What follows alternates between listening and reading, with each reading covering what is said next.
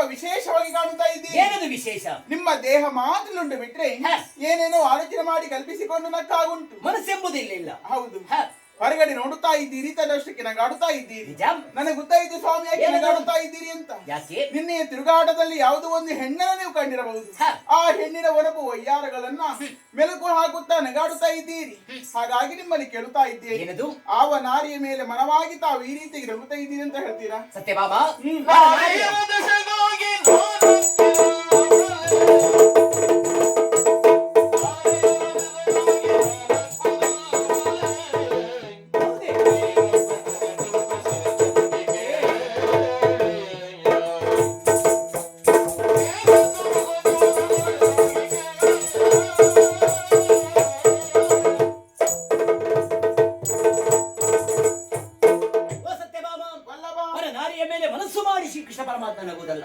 ಯಾಕೆ ಹೇಳು?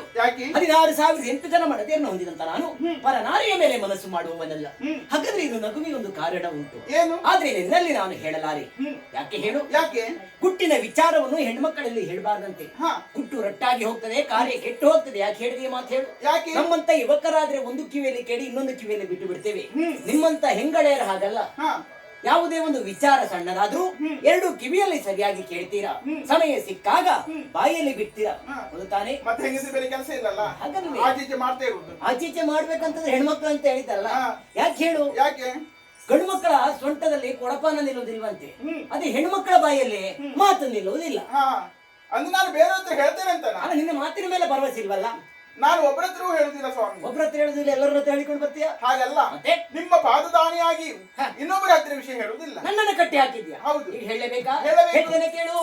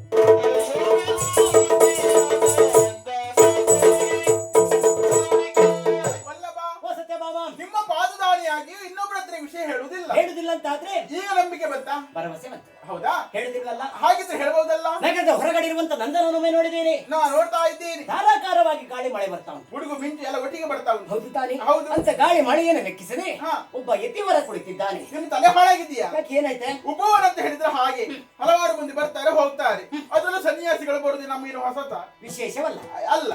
ಹೌದು. ಮತ್ತೆ ಅದು ನೋಡಿ ನಗಾಡ್ತಾ ಇರುದ ನೀವು? ಅವ ನಿಜವಾದ ಸನ್ಯಾಸಿ ಅಂತ ಭಾವಿಸಿಕೊಂಡೆಯ? ಮತ್ತೆ ಅವ ಕಪಟ ಸನ್ಯಾಸಿ. ಅಂದ್ರೆ ವೇಷವ ಇದು? ವೇಷ ಮಾಡಿದವ. ಇದು ಯಾರು ಮೋಸ ಮಾಡ್ಲಿಕ್ಕೆ ವೇಷ? ಅದೇ ಮಳೆಯಲ್ಲಿ ಮಾಡಿದಂತ ಭಾವಿಸಿಕೊಂಡೆ. ಹೌದು. ಹಾಗಾದ್ರೆ ಕುಳಿತುಕೊಂಡವ ಯಾರು? ಯಾರು? ಮೂರು ಲೋಕದ ಗಂಡನಿಸಿದ ಪಾರ್ಥ. ವಲ್ಲಭ. ಏನು? ಆತ ದಿವೇಶಧಾರಿಯಾಗಿ ಕುಳಿತುಕೊಳ್ಳುವುದಕ್ಕೂ ನೀವಿಲ್ಲಿ ನಿಂತು ನಗಾಡುತ್ತಾ ಇರುವುದಕ್ಕೂ ಕಾರಣ ಏನು? ಕಾರಣ ಉಂಟು. ಏನು? ನನ್ನ ತಂಗಿಯಾದಂತ ಸುಭದ್ರೆಯನ್ನು ವರಿಸುವ ಆಲೋಚನೆ ಅವನಿಗಿದೆ. ಹಾ. ಆದ್ರೆ ಅಡ್ಡ ತೀರ್ಮಾನಿಸಿದ್ದಾನೆ ಕೌರವನಿಗೆ ಕೊಡುದಾಗಿ. ಹಾ. ಸುಭದ್ರೆಯ ಜೀವನ ಭದ್ರವಾಗಿರ್ಬೇಕಂತಾದ್ರೆ ಯೋಗ್ಯ ವರನ ಕೈ ಹಿಡಿಬೇಕು ತಾನೆ. ಹಾ. ಹಾಗಾದ್ರೆ ಯೋಗ್ಯ ವರ ಯಾರೆಂಬುದಾಗಿ ಆಲೋಚನೆ ಮಾಡಿದಂತಾದ್ರೆ ಹಾ. ಮೂರು ಲೋಕದ ಗಂಡನಿಸಿದ ಪಾರ್ಥನೆ ಸೂಕ್ತ ಎಂಬುದಾಗಿ ನಾನು ಭಾವಿಸಿಕೊಂಡಿದ್ದೇನೆ. ಸರಿ. ನೇರವಾಗಿ ಮದುವೆ ಆಗ್ಲಿಕ್ಕೆ ಅಣ್ಣ ಬಿಡುವುದಿಲ್ಲ. ಹಾಗಾದ್ರೆ ಅಣ್ಣನ ದೌರ್ಬಲ್ಯವನ್ನು ಅರ್ಥ ಮಾಡಿಕೊಂಡಂತ ನಾನು ಹಾ. ಪಾರ್ಥನಿಗೆ ಸನ್ಯಾಸಿಯ ವೇಷವನ್ನು ಮಾಡಿಸಿದ್ದೇನೆ. ಯತಿವರನನ್ನು ಕಂಡಂತ ನನ್ನ ಅಣ್ಣ ಹಾ. ಅರಮನೆಗೆ ಕರೆದುಕೊಂಡು ಬರ್ತಾನೆ. ಹೌದು. ಪಾದ ಪೂಜೆ ಮಾಡೋದಕ್ಕೆ ಯಾರನ್ನ ನೇಮಿಸ್ತಾನೆ ಹೇಳು? ಯಾರನ್ನ? ಪ್ರೀತಿಯ ತಂಗಿಯಾದಂತ ಸುಭದ್ರೆಯನ್ನು ನೇಮಿಸ್ತಾನೆ. ಹಾ, ಹಾ, ಹಾ. ಪಾರ್ಥನಿಗೂ ಸುಭದ್ರೆಗೂ ಪ್ರೇಮಾಂಕುರವಾಗ್ತದೆ, ಹುಟ್ಟಿನಲ್ಲಿ ಕಲ್ಯಾಣವಾಗಿ ಹೋಗ್ತದೆ. ನಾಳೆ ದಿವಸ ಬಂದಂತ ಕೌರವನಿಗೆ ಇಲ್ಲಿ ಹೆಣ್ಣಿರುವುದಿಲ್ಲ, ಮುಖಭಂಗವಾಗ್ತದೆ. ಹಾ. ನಾಳೆ ದಿವಸ ನನ್ನ ಅಣ್ಣನ ಗರ್ವಭಂಗವಾಗ್ತದೆ. ಈ ವಿಚಾರವನ್ನು ನೆನೆದು ನಗೋದು ಬಾಮಾಮ್. ನೀವು ಇದಕ್ಕೋಸ್ಕರ ನಗಾಡಿದ್ದ?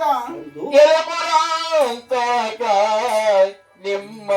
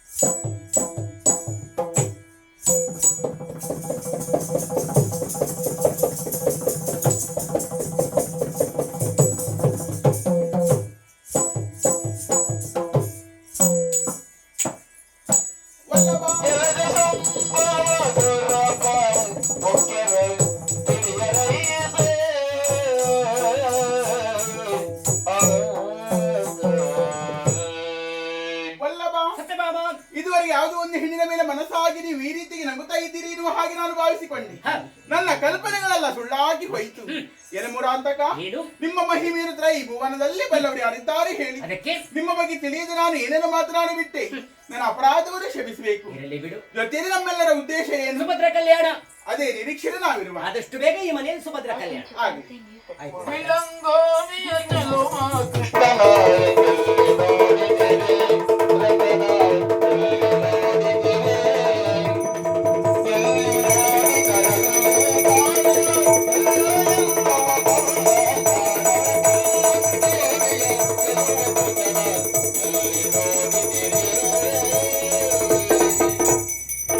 Thank you.